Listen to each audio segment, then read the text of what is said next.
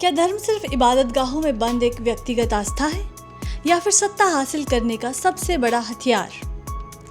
हम अक्सर सोचते हैं कि धर्म दिल का मामला है और राजनीति दिमाग का, लेकिन सच तो ये है कि जब जब धर्म और राजनीति मिले हैं तब तब इतिहास के सबसे बड़े खेल खेले गए हैं। आज की वीडियो में हम ऐसी 5 विवादित और विचारोत्तेजक किताबों की परतें खोलेंगे जो दिखाएंगे कि कैसे धर्म को सिर्फ आस्था ही नहीं रहने दिया गया बल्कि सत्ता का हथियार बनाया गया है।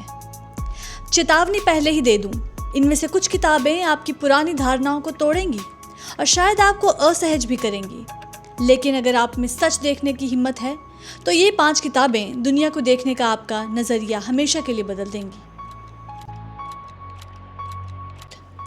हारून खालिद की किताब अ वाइट ट्रेल माइनॉरिटीज़ इन पाकिस्तान में चल रही धर्म की राजनीति यानी पॉलिटिक्स ऑफ रिलीजन का एक कड़वा सच हमारे सामने रखती है। अगर इसे सीधे तौर पर समझें तो पाकिस्तान बनने के बाद जब वहाँ इस्लामिक पहचान को एक खास मजहबी और सियासी सांचे में ढालने की कोशिश हुई तो इसका सबसे गहरा असर वहाँ की अक़लियत यानी गैर मुस्लिम अल्पसंख्यक समुदायों जैसे हिंदुओं, सिखों, ईसाइयों, पारसियों और बहाइयों को उठाना पड़ा। इसमें अहमदिये भी शामिल थे। इस मजहबी राजनीति की वजह से देश में धार्मिक कट्टरता और असहिष्णुता इतनी बढ़ गई कि वहाँ के अल्पसंख्यक अपनी ही ज़मीन पर बेगाने हो गए। देखिए, जहाँ अक्सर खबरों में सिर्फ उन पर होने वाले जुल्म व तशद्दुद की बात होती है, वहीं ये किताब एक अलग नज़रिया देती है। लेखक हारून ने उनके धार्मिक त्योहारों और रस्मों रिवाजों के ज़रिए उनके दिल का हाल और रोज़मर्रा की ज़िंदगी को करीब से दिखाया है। उन्होंने इन समुदायों से जुड़े लोगों से सीधे बातचीत की और उनके खुद के शब्दों में ये समझाया कि मजहबी सियासत और बढ़ते कट्टरपंथ ने कैसे उन अक़लियतों के जीवन के ढंग को बदलने पर मजबूर कर दिया है। ये किताब असल में द फ्राइडे टाइम्स के लिए लिखे गए हारून खालिद के ग्राउंड रिपोर्ट्स और इंटरव्यूज़ की एक ऐसी लड़ी है जो धर्म के नाम पर होने वाली राजनीति को बेनकाब करती है। अगली किताब है स्पॉन्सरिंग सूफिज्म। इस किताब का सीधा सा ताल्लुक भी धर्म की राजनीति यानी पॉलिटिक्स ऑफ रिलीजन से ही है, लेकिन एक अलग अंदाज में। ये किताब दिखाती है कि कैसे सरकारें सूफीवाद को अपने सियासी फ़ायदे के लिए इस्तेमाल करती हैं। आमतौर पर सरकारों का दावा होता है कि वे उग्रवाद और कट्टर विचारों को रोकने के लिए सूफीवाद को बढ़ावा दे रही हैं, लेकिन लेखक फैत मुअद्दीनी की इसके पीछे की असली मजहबी और सियासी वजूहात को सामने लाते हैं। उनकी किताब कहती है कि सरकारों को लगता है कि सूफी संत और उनके मानने वाले सियासत में सीधा दखल नहीं देते, इसीलिए उन्हें प्रमोट करने से सरकार की अपनी कुर्सी और ताकत को कभी कोई खतरा नहीं होता। दूसरे, जब चुनावों या सियासत में कट्टर इस्लामवादी पार्टियां हावी होने लगती हैं तो उन्हें कमज़ोर करने के लिए हुकूमतें सूफी संप्रदायों के साथ अपने रिश्ते मजबूत करती हैं। तीसरे, सूफी शेखों और गुरुओं का जनता पर गहरा प्रभाव होता है।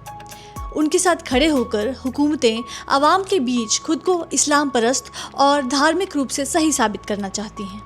ये किताब बहुत ही बारीकी से ये समझाती है कि कैसे हुकूमत सत्ता में काबिज रहने के लिए और अपने राजनीतिक विरोधियों को पछाड़ने के लिए सूफीवाद जैसी रूहानी परंपरा को भी एक सियासी हथियार की तरह इस्तेमाल करने से नहीं चूकती। अगली किताब है एस्थेटिक गेम्स। ये किताब उत्तर भारत में मजहब और सियासत के मेल पर एक बहुत ही खरी और खोजी रिपोर्ट पेश करती है। लेखक धीरेन्द्र के झा ने साधुओं और अखाड़ों की बेहद रहस्यमय दुनिया में 1 दशक से भी ज़्यादा वक्त बिताकर ये ग्राउंड रिपोर्ट तैयार की है। किताब खास तौर पर अयोध्या के साधुओं और नागा बाबाओं के राजनीतिकरण को दिखाती है। ये किताब बताती है कि कैसे एक धार्मिक आस्था को सियासी और हिंसक आंदोलन की शक्ल देने के लिए साधुओं के समूहों का इस्तेमाल किया गया। शोध के दौरान लेखक को ये देखने को मिला कि साधुओं का एक वर्ग इस बढ़ते राजनीतिकरण और इस्तेमाल से अब खुद को अलग भी कर रहा है और इसका विरोध भी कर रहा है। ये किताब सिर्फ राजनीति का विश्लेषण नहीं बल्कि साधुओं के जीवन का एक मानवीय पक्ष भी सामने रखता है, जिसे लेखक ने बहुत ही सहानुभूति और गहराई के साथ समझाया है। सीधे शब्दों में कहें तो ये किताब दिखाती है कि कैसे सत्ता और वोटों की खातिर धर्म, हिंसा और संत परंपराओं के जटिल ताने बाने को एक सियासी हथियार बनाया गया है। द बुद्धा एंड हिज धम्मा पुस्तक धर्म की राजनीति से गहराई से जुड़ी हुई है। यहाँ धर्म का इस्तेमाल किसी को दबाने के लिए नहीं बल्कि सदियों से शोषित लोगों को आज़ाद कराने के लिए एक सामाजिक राजनीतिक हथियार के रूप में किया गया है। बाबा साहब ने इस किताब के जरिए हिंदू समाज की गैर बराबरी वाली जाति व्यवस्था और दमनकारी सोच पर भी सीधा सवाल उठाया है। उनका मानना था कि सच्चा धर्म वही है जो आज़ादी, बराबरी और भाईचारे यानी लिबर्टी, इक्वालिटी, फ्रेटर्निटी पर आधारित हो। बाबा साहब अम्बेडकर ने पारंपरिक बौद्ध धर्म में से अंधविश्वासों और अंधकथाओं को हटाकर उसे तर्क, नैतिकता और इंसानी अधिकारों से जोड़ा।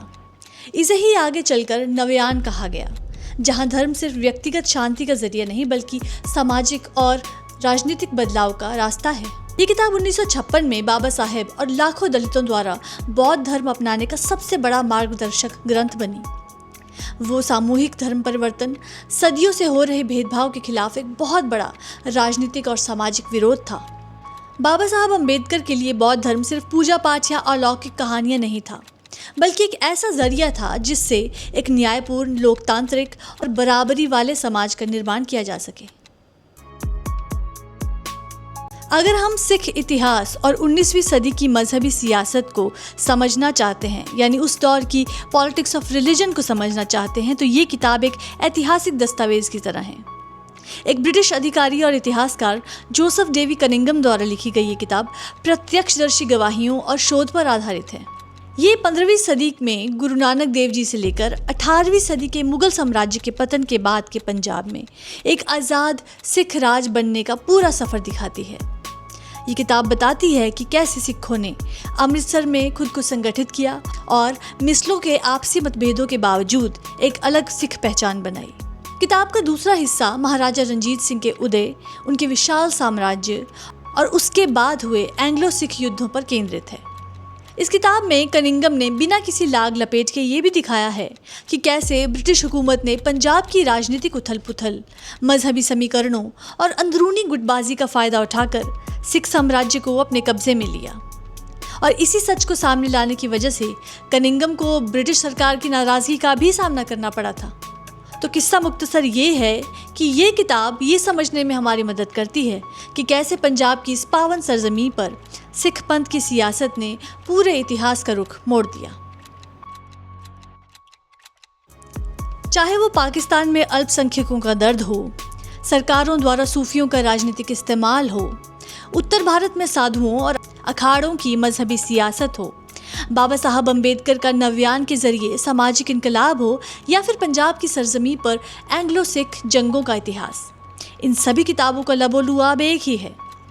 धर्म इंसानी आस्था और रूहानियत का जरिया है, लेकिन जब जब इसे सियासत के तराजू में तोला गया है, तब तब इसने समाज और इतिहास की दिशा को हमेशा के लिए बदल दिया है।